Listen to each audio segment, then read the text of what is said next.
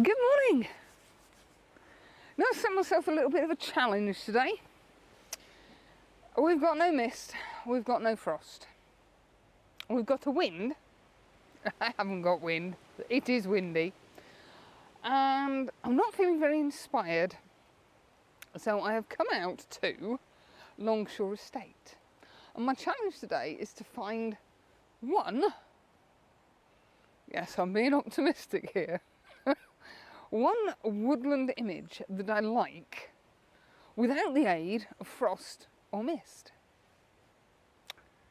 There's lots of low-lying cloud up that way, but it's really frustrating. You drive back onto the road and you can't see a hand in front of your face because of the mist or the low-lying cloud. You literally come off the road, you drop down 10 foot and it's clear as a blooming bell. So it's going to be a disaster or it's going to work, I'm not sure which. Because of the breeze, I think we're going to be handheld. Yeah, I don't fancy putting a tripod up in this weather. I know the Benro is sturdier, but I don't want to risk it. I think we're going to be using the long lens, although I have, as usual, got all three lenses with me. The 17-55, the 11-16 and the 70-200. And that's it. So we'll keep us fingers crossed that we actually get something. This is a part of the Longshore Estate I've not been to before. In fact, I haven't been to much of the Longshore Estate, to be honest. But this is Wooden Pole Car Park. I think that's what it's called. Bizarre name. And I've got no preconceived ideas about where to go or what there is to shoot. I've not even Googled the place. So I'm going to head off in that way, because I've seen a track, and see what we find. And you never know. Fingers crossed, I might get one image. That's today's challenge.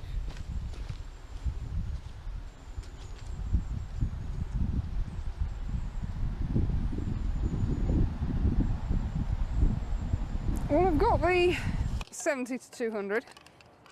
I'm not bothering with any filters. I might swap onto the polarizer at some point.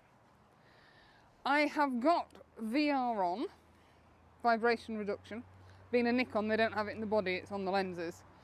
And I am shooting at f2.8. I've upped the ISO to 250. I have my white balance at 66-70. And I'm at 1/640th of a second, which is just enough to freeze the action. I'm going to have to switch off because there's people coming along the pathway. So there was doggies, I had to stand and make a fuss. Anyway, right, I've walked a little way along, and I am talking only a little way, probably about 500 yards. I've got a bit of a clearing, and on the left are two silver birch.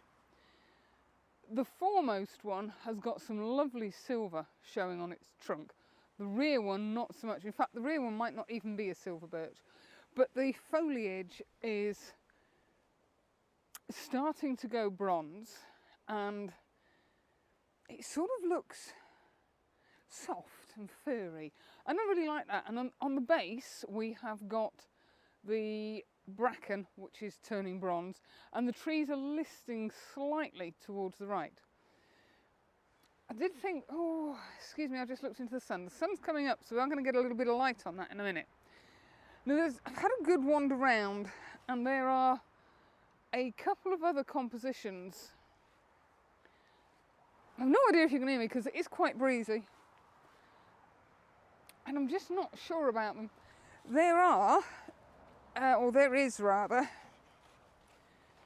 a lovely tree, again a silver birch, and it's going in that sort of shape.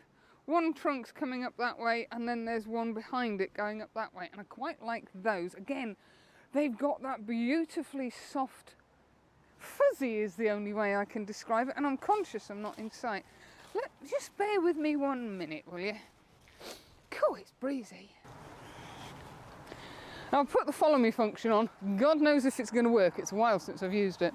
Let me just wander back down here. Yes, so we've got that, which I quite like the look of.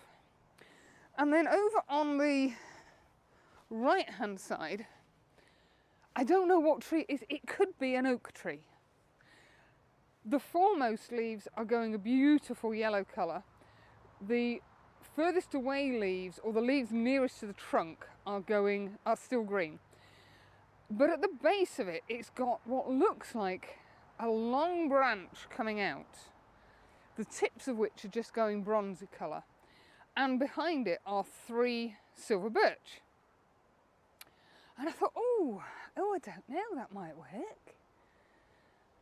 Yeah, it's kind of creating a frame around those 3 trunks. Over here, are you with me? You're with me. There is a lovely, I'm going to say oak, but I'm not convinced. It could be a beech. That is the most vibrant green and yellow colour. And again, behind it is a very, very weathered tree. I don't think it's a silver birch, that's got a curve. It's curving over to the left. And the dark trunk of whatever that tree is and the vibrant foliage, combined with the curve of the right-hand tree, I think works quite well. So that's 3 images, fingers crossed, from literally 500 yards in. The sun was coming up over there. I thought it was going to put some light on, but it's now disappeared behind a bank of cloud, so that's nearly good. Oh, it must be breakfast time by now. I'm starving.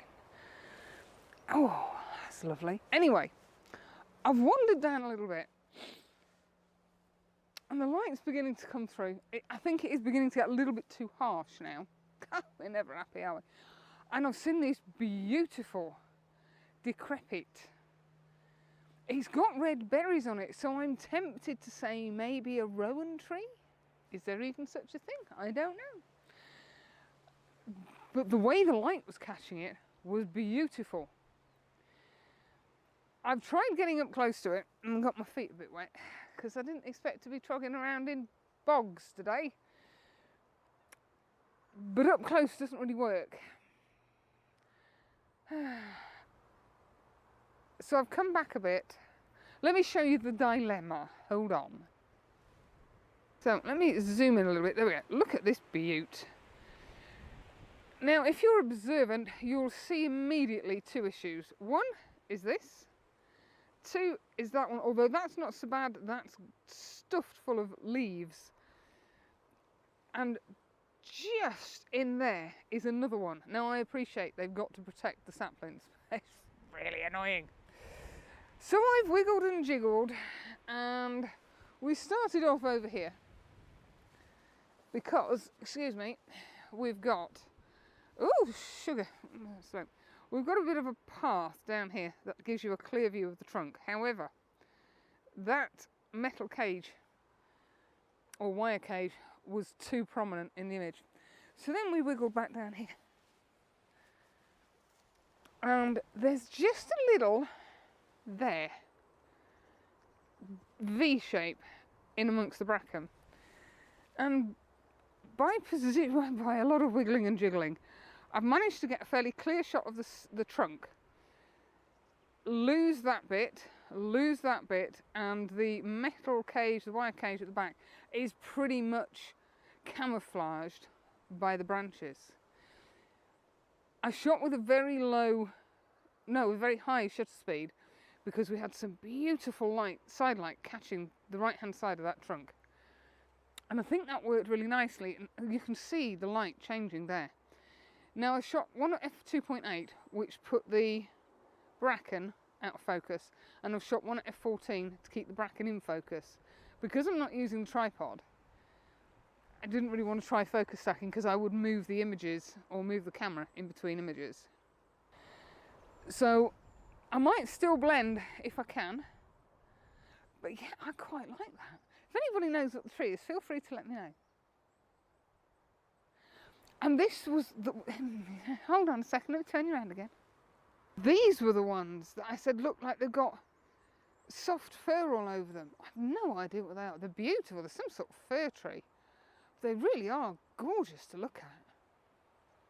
What a fabulous day.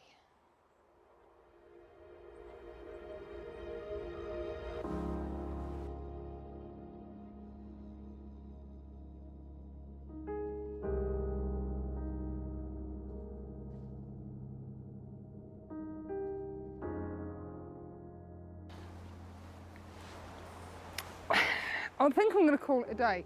We've now got blue sky, very little in the way of cloud. The wind is still picking up slightly, but for me the light is getting just a little bit harsh. I have just spotted one last image. The other reason for stopping, quit while you're ahead as they say, I can feel myself taking images for the sake of it, which is not good. And that's when I know it's time to stop. When I started, I would just keep going, oh look, snap, snap, snap, snap, snap. Get home 3,000 photos, I might have one good one.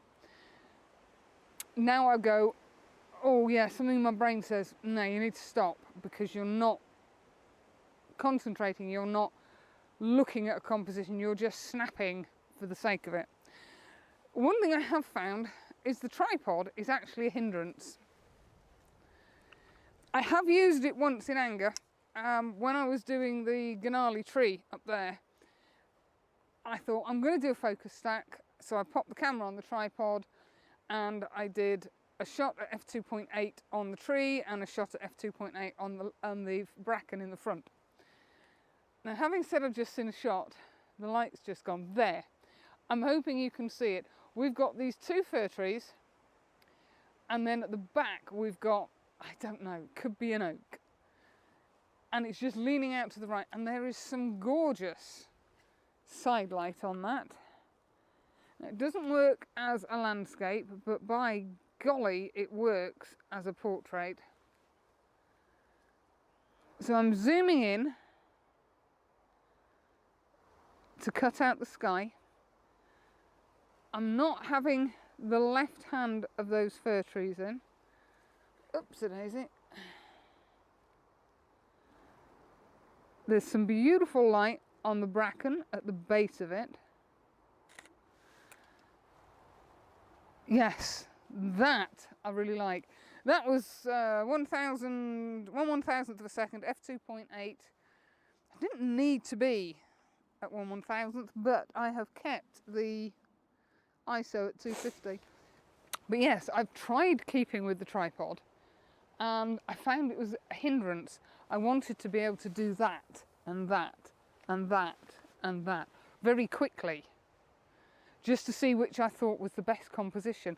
Can't do it on a tripod.